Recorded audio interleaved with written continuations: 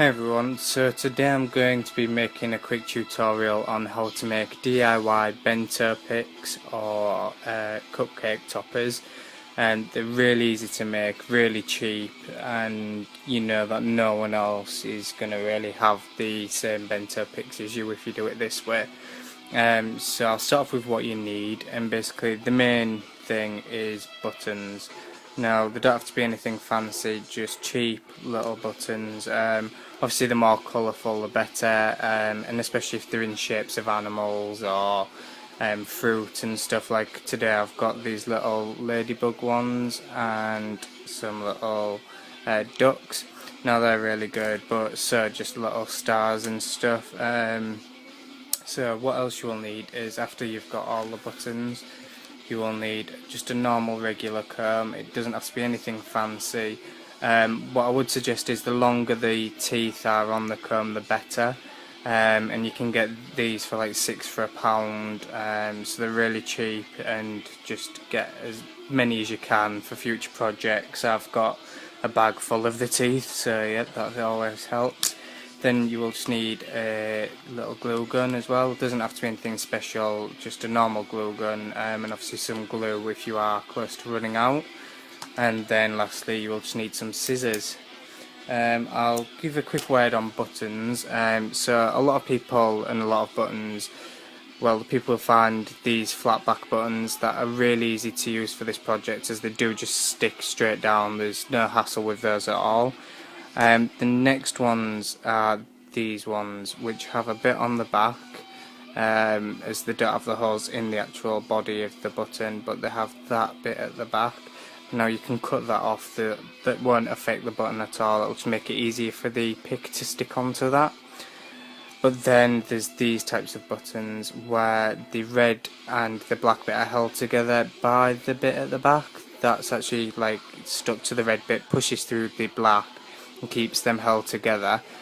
So I wouldn't advise cutting those off. I haven't tried, but I imagine it would just fall apart, and that's not what we're going for at the minute. So just kind of keep those attached, and they won't make too much of a difference anyway, because if they're on the cupcake or packed in the bento, that's what you'll see, the front of the button, not the back. So it's okay to leave that bit on. Right, so the first step is to clear the workspace, and you want to take your comb and your scissors, and you want to start cutting off the teeth. So just cut straight through the big teeth, just cut them all off like so. Now try to get them as long as you can. It doesn't matter if they're not uniform, but just cut them all off. And you don't need the large one from either end, that's not that useful, so you should end up with this afterwards, and lots of teeth. If any do stick to go like this, just give them a quick snip, and they're all done. So now what you want to do is you want to plug in your glue gun and wait for it to heat up, and I'll be back with you once that I've done that. Okay, so my glue gun's heated up now, so once it is heating up and there's glue coming out of it, just lay it on the side, and what you want to do is you want to take your first button and one of your comb teeth. This is obviously a different one than that, because obviously it matches a little bit better. So you want to take some of the glue on the bottom of that tooth, and if the glue does set before, just take off that large blob, that's old glue, and then get some new fresh warm glue on it, and simply stick it to the back like so.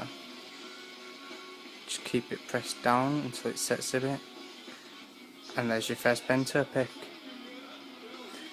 Simply continue doing this with all the different buttons you've got.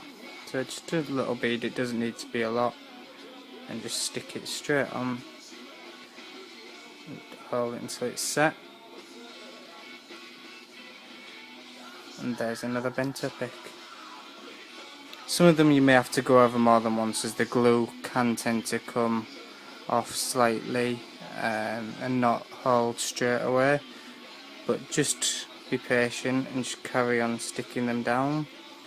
and once you've done, you'll have some new bento pics that no one else will have. Okay, well, thanks for watching, and I hope you have a go yourself, and maybe email me some of your attempts, or do your own video on the bento pics that you've made. Thanks for watching, and see you soon. Goodbye.